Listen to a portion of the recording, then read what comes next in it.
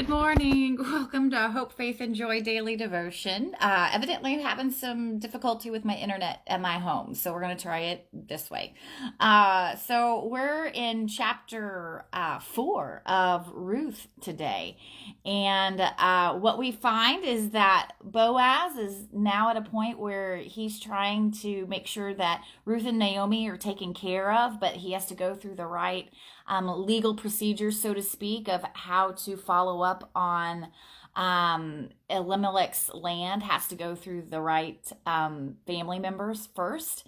So Boaz goes to, we find out, the gates of the community. And so this was known to be a place where the men gathered. They would do their business there, have their conversations, and take care of their different things that need to be done right there. And then we also find that Boaz gathers at least 10 elders with him to be witnesses to what's about to happen, because he wants to make sure that what he's doing is fair and it's right and it's going to work.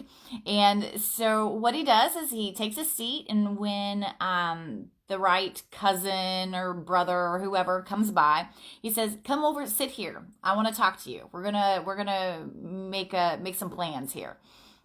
And so they sit down, and Boaz now brings up that there's a piece of land that needs to be settled. And it's kind of interesting. We haven't talked about land at all, but we don't know if it's like actually land that is in the conversation right now, or maybe it's just Boaz's way of kind of going like, I'm going to start here and see what happens there. And so what happens is he's like, there's this land, it needs to be taken care of, and the guy's like, sure, I'm all for it. I'll take the land.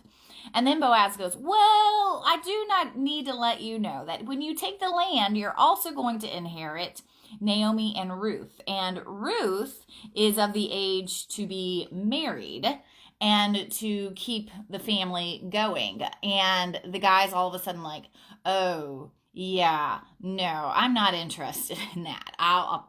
He's like, that's not what I'm up for.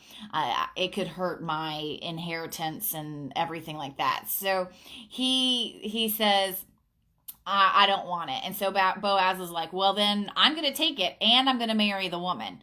And is that all right? And the guy's kind of like, yeah. And so in that time, he handed him his sandal.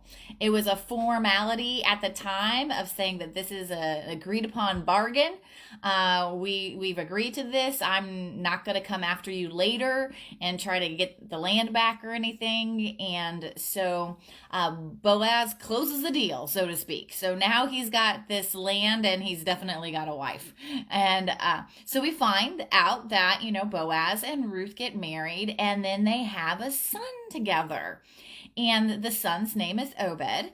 And first of all, it's important to note that this fulfills Naomi's heart. She feels like, this is her child, or at least her grandchild, and that, she's not alone in this world. It means a lot to Naomi. And so we see that this child really has a bond. And I think it's also important to notice, like in here, I just see how grandparents make such a difference in young people's lives. I wasn't so fortunate to really have my grandparents in my life, but my grandmother I had for a while, and I just remember the joy I always had when I did get to see my grandmother and when she would come to school things, and realizing that there's something about this every other generation that they connect with one another in a special way. And so today, if you have someone that is either your grandmother or grandchild, reach out to them today and just, let them know how much you love them. Because you get that from the scripture, just love on them. And what we also then find out is that now we're in the direct line of David. The King David, the one who Jesus comes through this lineage. And what we find is Obed is the father to Jesse, and Jesse is the father to David, and then David becomes king. And so that's really kind of exciting. And so we see that this lineage is going to be carried on. And what I like about this is to show that again, I've kind of mentioned this. It's the integrity of these women. They weren't, Ruth was not a Jewish woman. She was Moabite. But because of her loyalty and her faithfulness, her character made it so she was adopted into this line and part of it. But we are also told that Perez, so Perez is kind of where it starts at. And if we remember, Perez goes all the way back to Tamar, who married one of Judah's sons, and then his sons didn't come through for her. And so she kind of tricked Judah and became pregnant by Judah. And through trickery, she was able to keep and they're included in this lineage.